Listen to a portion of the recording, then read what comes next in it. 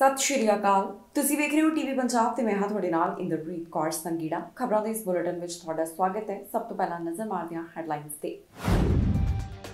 ਇਸ ਤੋਂ ਇਲਾਵਾ ਕੈਨੇਡਾ ਜਾਣ ਦਾ ਰਾਹ, ਅੰਤਰਰਾਸ਼ਟਰੀ ਵਿਦਿਆਰਥੀਆਂ ਨੂੰ ਮਿਲੀ ਰਾਹਤ, ਇਮੀਗ੍ਰੇਸ਼ਨ 'ਚ ਮਿਲੀ ਛੋਟ, LMIA ਤੋਂ ਰਾਹਤ, ਇਮੀਗ੍ਰੇਸ਼ਨ ਮੰਤਰੀ ਦਾ ਵੱਡਾ ਐਲਾਨ, ਫੈਮਿਲੀ ਰੀਯੂਨੀਫਿਕੇਸ਼ਨ ਬਾਰੇ ਆਈ ਅਪਡੇਟ, ਇਮੀਗ੍ਰੇਸ਼ਨ ਬਾਰੇ ਵੱਡੀ ਜਾਣਕਾਰੀ, ਹੁਣ ਫ੍ਰੈਂਚ ਭਾਸ਼ਾ ਹੋਵੇਗੀ ਜ਼ਰੂਰੀ। ਇਮੀਗ੍ਰੇਸ਼ਨ ਦੇ ਨਾਲ ਜੁੜੀ ਹੋਈ ਵੱਡੀ ਜਾਣਕਾਰੀ ਸਾਹਮਣੇ ਆਈ ਹੈ, ਜਿੱਥੇ ਕੁਝ 4 ਨਵੇਂ ਟੈਸਟਾਂ ਨੂੰ ਮਾਨਤਾ ਦਿੱਤੀ ਗਈ ਹੈ, ਜਿਸ ਦੇ ਨਾਲ ਅੰਤਰਰਾਸ਼ਟਰੀ ਵਿਦਿਆਰਥੀਆਂ ਨੂੰ ਰਾਹਤ ਮਿਲਣ ਵਾਲੀ ਹੈ। Immigration, refugees and citizenship Canada ਵੱਲੋਂ ਇਸ ਸੰਬੰਧੀ ਐਲਾਨ ਕੀਤਾ ਗਿਆ। ਇਸ ਬਾਰੇ ਪੂਰੀ ਡਿਟੇਲ ਉਹਨਾਂ ਵੱਲੋਂ ਵੈਬਸਾਈਟ ਦੇ ਉੱਪਰ ਵੀ ਸਾਂਝੀ ਕੀਤੀ ਗਈ ਹੈ।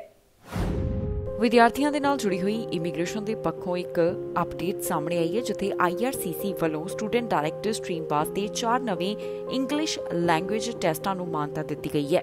ਇਸ ਬਾਰੇ immigration, refugees and citizenship Canada ਵੱਲੋਂ ਐਲਾਨ ਕੀਤਾ ਗਿਆ, ਜਿੱਥੇ ਉਹਨਾਂ ਨੇ ਦੱਸਿਆ ਕਿ 4 ਹੋਰ ਨਵੇਂ test student direct stream applicants ਦੇ ਮਨਜ਼ੂਰ ਕੀਤੇ ਜਾਣਗੇ।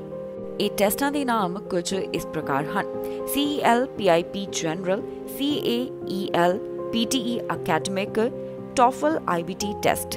ਇਨ੍ਹਾਂ ਟੈਸਟਾਂ ਦੇ ਵਿੱਚ ਸਪੀਕਿੰਗ, ਲਿਸਨਿੰਗ, ਰੀਡਿੰਗ ਅਤੇ ਰਾਈਟਿੰਗ ਨੂੰ ਸ਼ਾਮਿਲ ਕੀਤਾ ਗਿਆ ਹੈ। ਦੱਸਿਆ ਜਾ ਰਿਹਾ ਹੈ ਕਿ CEL PIP ਜਨਰਲ ਟੈਸਟ ਦੇ ਵਿੱਚ 7 ਪੁਆਇੰਟਸ ਲੈਣੇ ਜ਼ਰੂਰੀ ਹੋਣਗੇ। CAEL ਅਤੇ ਪੀਅਰਸਨ PTE ਅਕੈਡਮੀ ਟੈਸਟ ਦੇ ਵਿੱਚ 60 ਅੰਕਾਂ ਦੀ ਜ਼ਰੂਰਤ ਹੋਏਗੀ। ਐਜੂਕੇਸ਼ਨਲ ਟੈਸਟਿੰਗ ਸਰਵਿਸ TOEFL ਦੇ ਵਿੱਚ 83 ਅੰਕਾਂ ਦੀ ਜ਼ਰੂਰਤ ਦੱਸੀ ਗਈ ਹੈ। ਦੱਸਿਆ ਜਾ ਰਿਹਾ ਹੈ ਕਿ ਵਿਦਿਆਰਥੀਆਂ ਨੂੰ ਇਹ ਟੈਸਟ ਇਨ ਪਰਸਨ ਦੇਣੇ ਪੈਣਗੇ। ਕੁਝ ਅੰਕੜੇ ਵੀ IRCC ਵੱਲੋਂ ਜਾਰੀ ਕੀਤੇ ਗਏ, ਜਿੱਥੇ ਦੱਸਿਆ ਗਿਆ ਕਿ ਅੰਤਰਰਾਸ਼ਟਰੀ ਵਿਦਿਆਰਥੀਆਂ ਦੇ ਨਾਲ ਜੁੜਿਆ ਹੋਇਆ ਅੰਕੜਾ ਦੱਸਦਾ ਹੈ ਕਿ 8 ਲੱਖ ਦੇ ਕਰੀਬ ਅੰਤਰਰਾਸ਼ਟਰੀ ਵਿਦਿਆਰਥੀਆਂ ਦੇ ਲਈ ਕੈਨੇਡਾ ਘਰ ਬਣਿਆ ਹੋਇਆ ਹੈ। ਬਾਕੀ ਦੇਸ਼ਾਂ ਦੇ ਮੁਕਾਬਲੇ ਜ਼ਿਆਦਾਤਰ ਵਿਦਿਆਰਥੀ ਪੜ੍ਹਾਈ ਵਾਸਤੇ ਕੈਨੇਡਾ ਦੀ ਚੋਣ ਕਰਦੇ ਹਨ। ਅੰਤਰਰਾਸ਼ਟਰੀ ਵਿਦਿਆਰਥੀਆਂ ਦੀ ਪਹਿਲੀ ਪਸੰਦ ਕੈਨੇਡਾ ਦੱਸਿਆ ਜਾ ਰਿਹਾ ਹੈ।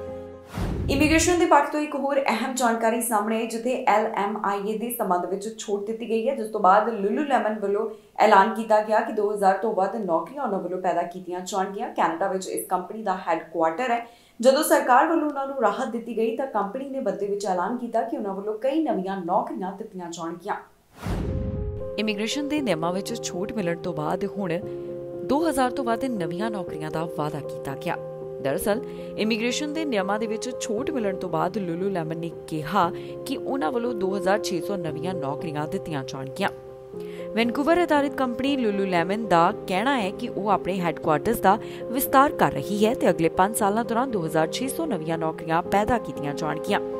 ਇਹ ਐਲਾਨ ਉਸ ਵੇਲੇ ਹੋਇਆ ਜਦੋਂ ਕੁਝ ਮਹੀਨੇ ਪਹਿਲਾਂ ਫੈਡਰਲ ਸਰਕਾਰ ਨੇ ਕੰਪਨੀ ਨੂੰ LMIA ਦੀ ਅਰਜ਼ੀ ਦੇ ਬਗੈਰ software engineer, computer technician, management ਸਮੇਤ ਕੁਝ ਹਾਈ ਸਕਿਲਡ ਨੌਕਰੀਆਂ ਵਾਸਤੇ ਵਿਦੇਸ਼ੀ ਕਾਮਿਆਂ ਨੂੰ ਭਰਤੀ ਕਰਨ ਵਾਸਤੇ ਛੋਟ ਦਿੱਤੀ ਸੀ। ਫੈਡਰਲ ਇਨੋਵੇਸ਼ਨ ਮਿਨਿਸਟਰ ਨੇ ਕਿਹਾ ਕਿ ਜੇ ਸਰਕਾਰ ਇਹ ਕਦਮ ਨਾ ਚੁੱਕਦੀ ਤਾਂ ਕੰਪਨੀ ਵੈਨਕੂਵਰ ਤੋਂ ਆਪਣੇ ਹੈੱਡਕੁਆਰਟਰ ਨੂੰ ਕਿਤੇ ਹੋਰ ਸਥਾਪਿਤ ਕਰ ਸਕਦੀ ਸੀ। ਕੰਪਨੀ ਦੇ CEO ਨੇ ਕਿਹਾ ਕਿ ਇਸ ਸਮਝੌਤੇ ਵਿੱਚ ਭਰੋਸਾ ਹੋਣ ਕਰਕੇ ਹੀ ਲੁਲੂਲੈਮਨ ਨੇ ਡਾਊਨਟਾਊਨ ਵੈਨਕੂਵਰ ਦੇ ਵਿੱਚ 1,25,000 ਵਰਗ ਕਿਲੋਮੀਟਰ ਦੀ ਵਾਧੂ ਥਾਂ ਵੀ ਸੁਰੱਖਿਅਤ ਕੀਤੀ। ਕੰਪਨੀ ਦੀ ਰਿਲੀਜ਼ ਮੁਤਾਬਕ ਸਾਲ 2022 ਤੱਕ ਕੈਨੇਡਾ ਅੰਦਰ ਲੁਲੂਲੈਮਨ ਵਿੱਚ ਕਰੀਬ 9000 ਲੋਕ ਨੌਕਰੀ ਕਰ ਰਹੇ ਹਨ। ਇਸ ਬਾਰੇ ਇਮੀਗ੍ਰੇਸ਼ਨ ਮੰਤਰੀ ਦਾ ਵੀ ਬਿਆਨ ਸਾਹਮਣੇ ਆਇਆ, ਜਿੱਥੇ ਉਹਨਾਂ ਨੇ ਕਿਹਾ ਕਿ ਕੈਨੇਡਾ ਸਿਰਫ ਘਰੇਲੂ ਕਿਰਤ ਸ਼ਕਤੀ ਦੇ ਨਾਲ ਆਰਥਿਕਤਾ ਦੀਆਂ ਘਰੇਲੂ ਲੋੜਾਂ ਨੂੰ ਪੂਰਾ ਨਹੀਂ ਕਰ ਸਕੇਗਾ ਅਤੇ ਪੂਰੀ ਦੁਨੀਆ ਹੀ ਹੁਨਰ ਤੇ ਪ੍ਰਤਿਭਾ ਵਾਸਤੇ ਮੁਕਾਬਲੇਬਾਜ਼ੀ ਵਿੱਚ ਹੈ। ਇਮੀਗ੍ਰੇਸ਼ਨ ਮੰਤਰੀ ਦਾ ਇਸ ਦੇ ਨਾਲ ਜੁੜਿਆ ਹੋਇਆ ਇੱਕ ਟਵੀਟ ਸਾਹਮਣੇ ਆਇਆ, ਜਿੱਥੇ ਉਹਨਾਂ ਨੇ ਕੁਝ ਤਸਵੀਰਾਂ ਵੀ ਸਾਂਝੀਆਂ ਕੀਤੀਆਂ। ਇੱਥੇ ਦੱਸਦੀ ਹੈ ਕਿ ਸ਼ੌਨ ਫਰੇਜ਼ਰ ਵੱਲੋਂ ਇੱਕ ਹੋਰ ਵੱਡਾ ਇਮੀਗ੍ਰੇਸ਼ਨ ਦੇ ਨਾਲ ਜੁੜਿਆ ਹੋਇਆ ਐਲਾਨ ਵੀ ਕੀਤਾ ਗਿਆ, ਜਿਸ ਦੇ ਨਾਲ ਦੱਸਿਆ ਗਿਆ ਹੈ ਕਿ ਕਿਹਨਾਂ ਨੂੰ ਰਾਹਤ ਮਿਲਣ ਵਾਲੀ ਹੈ। ਪ੍ਰਧਾਨ ਮੰਤਰੀ ਜਸਟਿਨ ਟਰੂਡੋ ਵੱਲੋਂ ਖਾਸ ਜਾਣਕਾਰੀ ਸਾਂਝੀ ਕੀਤੀ ਗਈ, ਜਿੱਥੇ ਪੱਤਰਕਾਰਾਂ ਦੇ ਨਾਲ ਗੱਲਬਾਤ ਕਰਦੇ ਹੋਏ ਪ੍ਰਧਾਨ ਮੰਤਰੀ ਜਸਟਿਨ ਟਰੂਡੋ ਦਿਖਾਈ ਦਿੱਤੇ ਨੇ। ਉਹਨਾਂ ਵੱਲੋਂ ਕਿਸ ਮੁੱਦੇ ਦਾ ਜ਼ਿਕਰ ਕੀਤਾ ਗਿਆ, ਤੁਹਾਨੂੰ ਇਸ ਖਬਰ ਵਿੱਚ ਦੱਸਾਂਗੇ। ਪ੍ਰਧਾਨ ਮੰਤਰੀ ਜਸਟਿਨ ਟਰੂਡੋ ਵੱਲੋਂ ਖਾਸ ਸੰਬੋਧਨ ਕੀਤਾ ਗਿਆ, ਜਿੱਥੇ ਉਹਨਾਂ ਨੇ ਫੈਡਰੇਸ਼ਨ ਆਫ ਕੈਨੇਡੀਅਨ ਮਿਊਨਿਸਪੈਲਿਟੀਜ਼ ਨੂੰ ਐਡਰੈਸ ਕਰਦਿਆਂ ਆਪਣਾ ਪੱਖ ਰੱਖਿਆ। ਪ੍ਰਧਾਨ ਮੰਤਰੀ ਨੇ ਕੀ ਕੁਝ ਕਿਹਾ, ਆਓ ਤੁਹਾਨੂੰ ਸੁਣਾਉਂਦੇ ਹਾਂ। The enormity of the housing challenges felt by every one of us in this room, no matter where you're from. Housing affordability is no longer a Vancouver or Toronto problem. It's no longer just even an urban problem. It's a problem in all of our communities. Young people and families are being pushed to leave their cities. This is putting new pressure on smaller and smaller communities, driving up their housing costs. And seniors on fixed incomes everywhere are struggling. We need to be thinking about the kinds of towns and cities we want, the kind of country we want. Because without sufficient housing in our communities, our economies are held back. Since 2015, we've helped nearly 2 million families and individuals get the housing they need. And Canada has increased our social housing stock after decades of no growth and even declines. We're doing this through programs that create housing for vulnerable people, including those experiencing homelessness, like the Rapid Housing Initiative. The first 2 rounds of the RHI exceeded expectations and are on track to create more than 10,000 units instead of the 7,500 initially expected. That includes more than 3,300 units to support women and more than 4,200 units to support Indigenous peoples.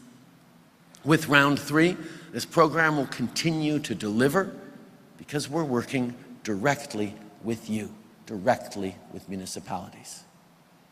Just this Tuesday, Minister Huson announced funding for affordable housing in the Cape Breton Regional Municipality. And then on Wednesday, funding was announced for hundreds more units in Hamilton. But even more housing is needed everywhere, a lot more. NDP leader Jagmeet Singh ਕੁਝ ਮੁੱਦਿਆਂ ਦੇ ਉੱਪਰ ਬੋਲੇ ਨੇ ਜਿੱਥੇ ਖੁੱਲ੍ਹ ਕੇ ਉਹਨਾਂ ਵੱਲੋਂ ਇਹਨਾਂ ਮੁੱਦਿਆਂ ਨੂੰ ਲੈ ਕੇ ਆਪਣੇ ਵਿਚਾਰ ਤੇ ਆਪਣਾ ਪੱਖ ਸਾਂਝਾ ਕੀਤਾ ਗਿਆ ਹੈ। ਵਿਦੇਸ਼ੀ ਦਖਲਅੰਦਾਜ਼ੀ ਦੀ ਰਿਪੋਰਟ ਦੇ ਬਾਰੇ ਵੀ ਉਹ ਗੱਲ ਕਰਦੇ ਹੋਏ ਦਿਖਾਈ ਦਿੱਤੇ ਤੇ ਨਾਲ ਹੀ ਹਾਊਸਿੰਗ ਪ੍ਰਾਈਸਿਸ ਨੂੰ ਲੈ ਕੇ ਵੀ ਉਹਨਾਂ ਨੇ ਕੁਝ ਖਾਸ ਗੱਲਾਂ ਸਾਂਝੀਆਂ ਕੀਤੀਆਂ। ਐਨਡੀਪੀ ਲੀਡਰ ਜਗਮੀਤ ਸਿੰਘ ਕੁਝ ਮੁੱਦਿਆਂ ਨੂੰ ਲੈ ਕੇ ਆਪਣਾ ਪੱਖ ਰੱਖਦੇ ਹੋਏ ਦਿਖਾਈ ਦਿੱਤੇ ਜਿੱਥੇ ਉਹਨਾਂ ਨੇ ਹਾਊਸਿੰਗ ਕਾਸਟ ਅਤੇ ਵਿਦੇਸ਼ੀ ਦਖਲਅੰਦਾਜ਼ੀ ਦੀ ਰਿਪੋਰਟ ਦਾ ਜ਼ਿਕਰ ਕੀਤਾ। ਦੱਸ ਦਈਏ ਕਿ ਐਨਡੀਪੀ ਲੀਡਰ ontario ਲੰਡਨ ਵਿੱਚ ਮੌਜੂਦ ਸਨ ਜਿੱਥੇ ਉਹਨਾਂ ਵੱਲੋਂ ਖਾਸ ਐਲਾਨ ਕੀਤੇ ਗਏ। As Lindsay mentioned, we're here in front of 2 buildings. In these buildings, there are seniors that live there. You can see some of the seniors across the street. There's single parents. There's families. There's people that work hard every day. There are seniors that live on fixed incomes. These are people that have done everything right. And they just want to have a roof over their head, put food on the table. Now, these seniors, these single moms, these hardworking people woke up one day to letters saying that they are at risk of being evicted. Now, the feeling that you have when you're not sure where you live is one of the scariest things that someone has to deal with. To not know if you're going to have a roof over your head is so scary. It fills people with so much stress. And these people behind me are living that right now.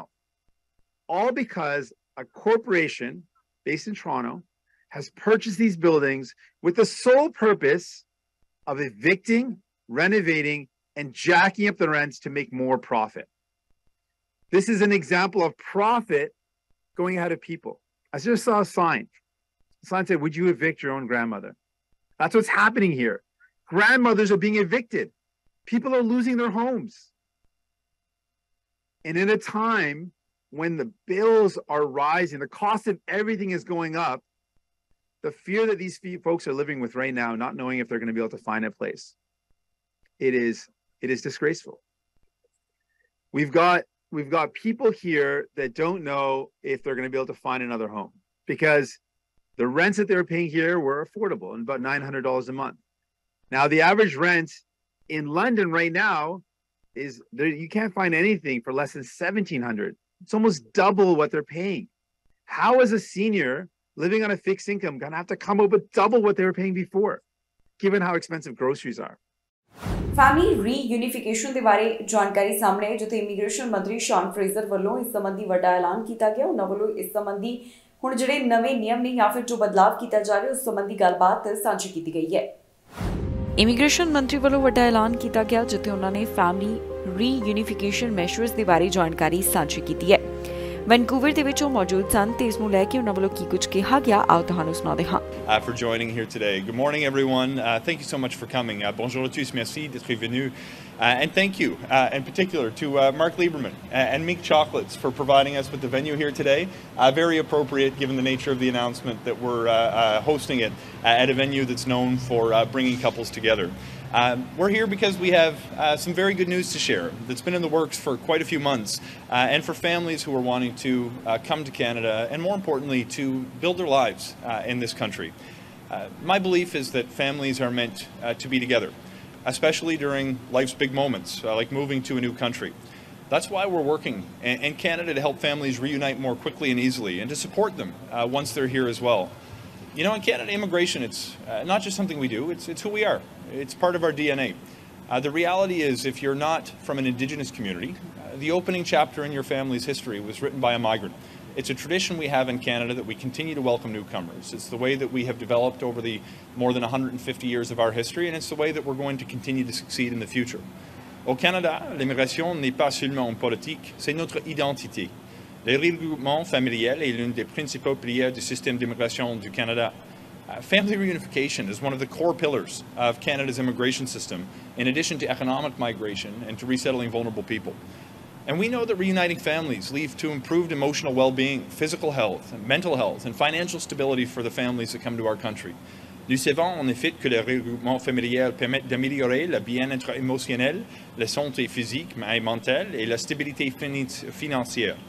When newcomers know that they can bring their families with them when they come work in Canada, it helps them choose Canada in the first place. Make no mistake, ambitious family reunification policy is also ambitious economic policy, and that helps create a competitive landscape for our country in the global race for talent, which has only become more competitive over the last number of years. So we're making a number of improvements to our family reunification process in Canada.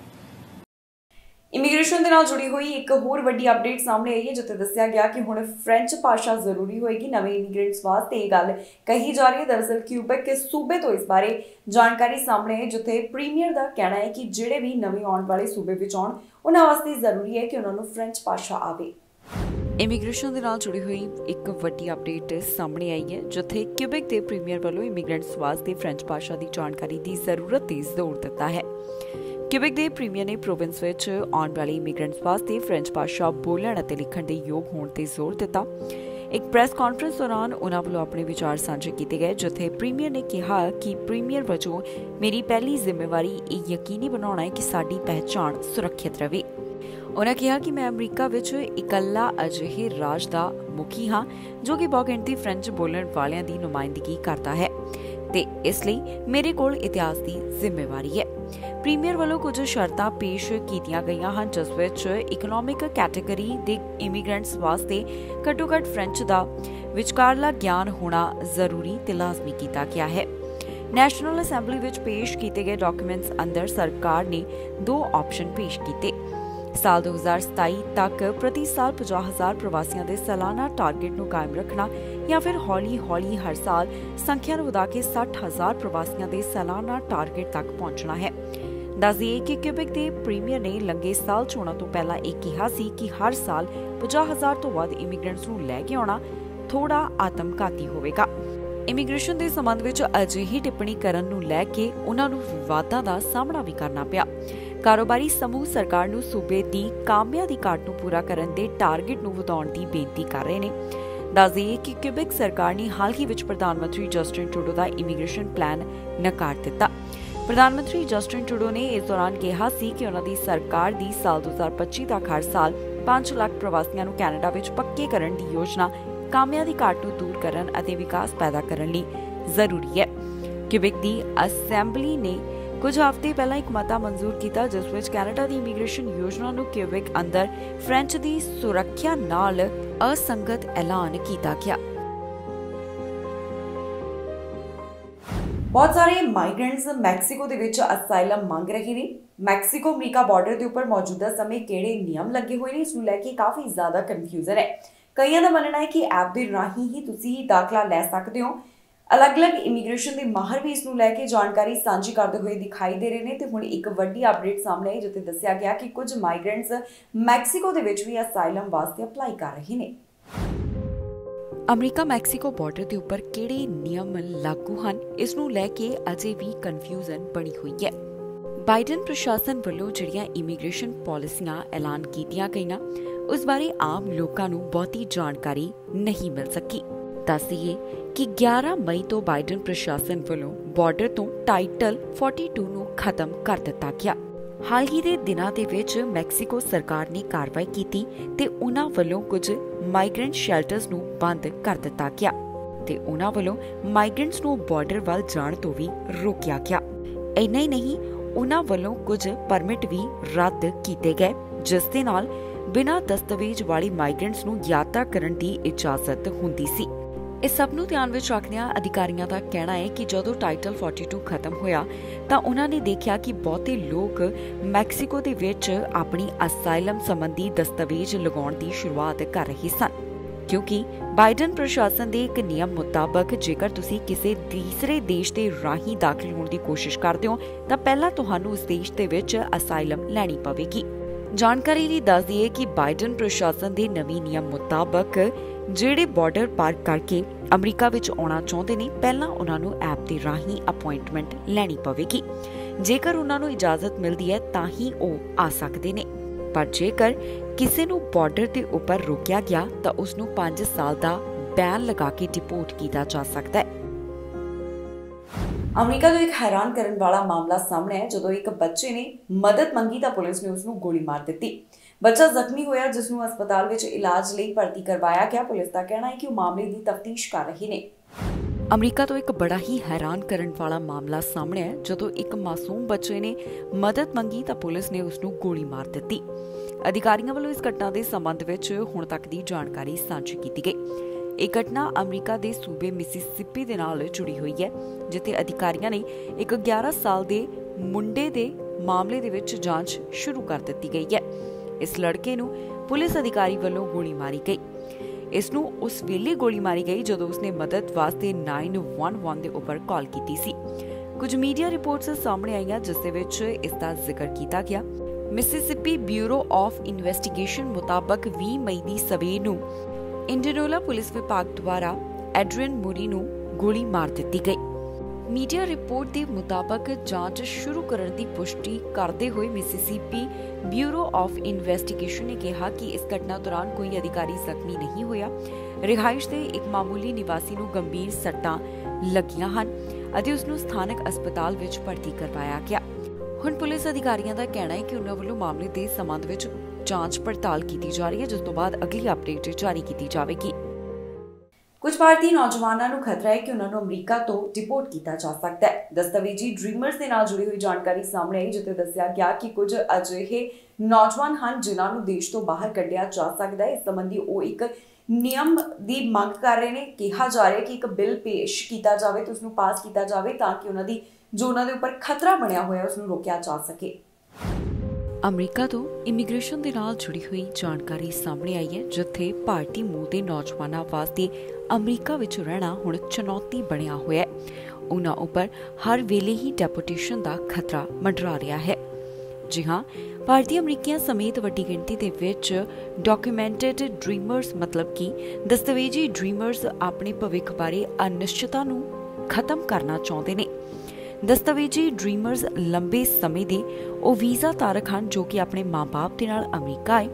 ਕਾਨੂੰਨੀ ਤੌਰ ਦੇ ਉੱਪਰ ਉਹ ਇੱਥੇ ਰਹਿ ਕੇ ਵੱਡੇ ਹੋਏ, ਪਰ 21 ਸਾਲ ਦੇ ਹੋਣ ਤੇ ਦੇਸ਼ ਨਿਕਾਲੇ ਦਾ ਸਾਹਮਣਾ ਉਹਨਾਂ ਨੂੰ ਕਰਨਾ ਪੈ ਸਕਦਾ ਹੈ। ਇਹਨਾਂ ਵਿੱਚ ਜ਼ਿਆਦਾਤਰ ਆંકੜਾ ਭਾਰਤੀ ਮੂਲ ਦੇ ਬੱਚਿਆਂ ਦਾ ਦੱਸਿਆ ਜਾ ਰਿਹਾ ਹੈ। ਦੱਸ ਦਈਏ ਕਿ ਚਿਲਡਰਨ ਐਕਟ ਪਾਸ ਕਰਨ ਦੀ ਮੰਗ ਕੀਤੀ ਜਾ ਰਹੀ ਹੈ। ਚਿਲਡਰਨ ਐਕਟ ਸਾਲ 2021 ਤੋਂ ਅਮਰੀਕੀ ਸੰਸਦ ਵਿੱਚ ਪੈਂਡਿੰਗ ਪਿਆ ਹੈ। ਜੇਕਰ ਇਹ ਕਾਨੂੰਨ ਪਾਸ ਹੋ ਜਾਂਦਾ ਹੈ ਤੇ ਮੌਜੂਦਾ ਨਿਯਮ ਤਹਿਤ 2,50,000 ਨੌਜਵਾਨਾਂ ਨੂੰ ਅਮਰੀਕਾ ਛੱਡਣਾ ਪੈ ਸਕਦਾ ਹੈ ਤੇ ਉਹ ਅਮਰੀਕਾ ਵਿੱਚ ਰਹਿ ਕੇ ਨਾਗਰਿਕਤਾ ਅਪਲਾਈ ਕਰ ਸਕਣਗੇ। ਦਸਤਾਵੇਜ਼ੀ ਡ੍ਰੀਮਰਸ ਦੇ ਇੱਕ ਸਮੂਹ ਨੇ US ਕੈਪੀਟਲ ਅਤੇ ਕਈ ਸੰਸਦ ਮੈਂਬਰਾਂ ਤੱਕ ਪਹੁੰਚ ਕੀਤੀ। ਇਹਨਾਂ ਦਾ ਕਹਿਣਾ ਹੈ ਕਿ ਉਹ ਪਿਛਲੇ ਲੰਬੇ ਸਮੇਂ ਤੋਂ ਅਮਰੀਕਾ ਵਿੱਚ ਰਹਿ ਰਹੇ ਹਨ ਤੇ ਇੱਥੇ ਹੀ ਉਹਨਾਂ ਨੇ ਪੜ੍ਹਾਈ ਪੂਰੀ ਕੀਤੀ, ਪਰ ਬਹੁਤ ਸਾਰੀਆਂ ਚੁਣੌਤੀਆਂ ਉਹਨਾਂ ਦੇ ਸਾਹਮਣੇ ਹਨ। ਪ੍ਰੈਜ਼ੀਡੈਂਸ਼ੀਅਲ ਕੈਂਪੇਨ ਦੇ ਬਾਰੇ ਜਾਣਕਾਰੀ ਸਾਹਮਣੇ ਆਈ, ਜਿੱਥੇ ਗਵਰਨਰ ਇਸ ਬਾਰੇ ਗੱਲ ਕਰਦੇ ਹੋਏ ਦਿਖਾਈ ਦਿੱਤੇ ਨੇ। ਗਵਰਨਰ ਰੌਨ ਵੱਲੋਂ ਜੋ ਆਪਣੀ ਉਮੀਦਵਾਰੀ ਦਾ ਐਲਾਨ ਕੀਤਾ ਗਿਆ ਸੀ, ਉਸ ਤੋਂ ਬਾਅਦ ਉਹਨਾਂ ਨੇ ਸੰਬੋਧਨ ਕੀਤਾ। ਪ੍ਰੈਜ਼ੀਡੈਂਸ਼ੀਅਲ ਕੈਂਪੇਨ ਦੇ ਬਾਰੇ ਗਵਰਨਰ ਰੌਨ ਵੱਲੋਂ ਜਾਣਕਾਰੀ ਸਾਂਝੀ ਕੀਤੀ ਗਈ, ਜਿੱਥੇ ਉਹਨਾਂ ਨੇ ਭੀੜ ਨੂੰ ਸੰਬੋਧਿਤ ਕੀਤਾ ਤੇ ਇਸ ਨੂੰ ਲੈ ਕੇ ਆਪਣੇ ਵਿਚਾਰ ਸਾਂਝੇ ਕਰਦੇ ਹੋਏ ਦਿਖਾਈ ਦਿੱਤੇ। ਗਵਰਨਰ ਰੌਨ ਦਾ ਇਸ ਮੁੱਦੇ ਦੇ ਉੱਪਰ ਕੀ ਕੁਝ ਕਹਿਣਾ ਹੈ, ਆਓ ਤੁਹਾਨੂੰ ਸੁਣਾਉਂਦੇ ਹਾਂ। It's so great to be back. This is such a wonderful convention. I agree. I don't think anybody does it better anywhere in the country. And part of it is because the state of Florida has really embraced the importance of education and the fundamental role that parents play in the education of their own children. And we can sit here and we'll talk about a lot of those issues that go into that. But what we have done in Florida is produce irrefutable results that our approach works. Florida was just ranked #1 in education by U.S. News and World Report when the nation's report card reported the first post-COVID test scores, the only thing all 50 states do. Florida came in 3rd and 4th respectively in 4th grade reading and 4th grade math. We ranked #1 in education freedom. We ranked #1 in parental involvement in education. And we ranked #1 in higher education affordability. No tuition increases at our state universities in a decade, and we're going to keep it that way. Border ਦੇ ਮੁੱਦੇ ਦੇ ਉੱਪਰ mayor ਬੋਲੇ ਨੇ। New York ਦੇ mayor ਵੱਲੋਂ ਇਸ ਸੰਬੰਧੀ ਆਪਣਾ ਪੱਖ ਰੱਖਿਆ ਗਿਆ ਤੇ ਮੌਜੂਦਾ ਸਥਿਤੀ ਦੇ ਬਾਰੇ ਵੀ ਉਹਨਾਂ ਵੱਲੋਂ ਗੱਲ ਕੀਤੀ ਗਈ ਹੈ। ਮਾਈਗ੍ਰੈਂਟ ਕ੍ਰਾਈਸਿਸ ਦੇ ਮੁੱਦੇ ਦੇ ਉੱਪਰ ਨਿਊਯਾਰਕ ਦੇ ਮੇਅਰ ਵੱਲੋਂ ਆਪਣਾ ਪੱਖ ਰੱਖਿਆ ਗਿਆ। ਉਹ ਇਸ ਨੂੰ ਲੈ ਕੇ ਖੁੱਲ੍ਹ ਕੇ ਬੋਲੇ ਤੇ ਪ੍ਰੈਸ ਬਰੀਫਿੰਗ ਦੇ ਵਿੱਚ ਉਹਨਾਂ ਵੱਲੋਂ ਕੀ ਕੁਝ ਕਿਹਾ ਗਿਆ, ਆਓ ਤੁਹਾਨੂੰ ਸੁਣਾਉਂਦੇ ਹਾਂ।